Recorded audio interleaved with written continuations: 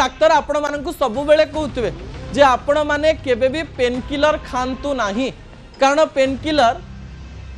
pen को तो भल कर दिए किछि समय रे किंतु आपणकर किडनी उपरे प्रभाव पकाए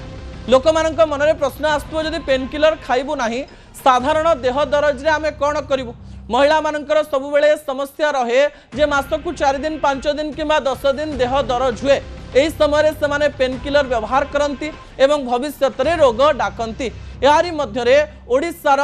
एवं बिहार छत्तीसगढ़ झारखंड एवं पश्चिम बंगर अनेक डाक्तर मिसी किछि तथ्य दबा पाई चेष्टा करिसंती जो तथ्य मु आपनक निकट रे रखिबा पाई जाउची जदि आपणकर सामान्य देह दरज रही एवं 2 दिन देह दरज होची ताठारु अधिक दिन हुई नाही घरे आपण एई खाइबा खाइले आपणकर देह दरज भल हो जाई पारे बोली प्राय 200 रु अधिक डाक्तर कहिसंते घरे थिबा क्षीर रे सामान्य हलदी टिकिए हेंगू एवं ता सहित गोलमरीच गुंड व्यवहार करी आपण जदि देह दरज थिबा समय दिन को 2 थर पियंती ता पेन किलर सहित एंटीबायोटिक भली काम करिवो बोली डाक्तर माने कहबा पई चेष्टा करिसंती एवं एहार क्वांटिटी अधिक न रखी आपण माने कप रे व्यवहार करि परिबे बोली डाक्तर माने कहबा पई चेष्टा करिसंती प्रथमे क्षीर को सामान्य गरम करिवे क्षीर रे गोटे चामच हलदी पकाइबे सेथिरे गोटे पिंच हेंगू पकेइबा सहित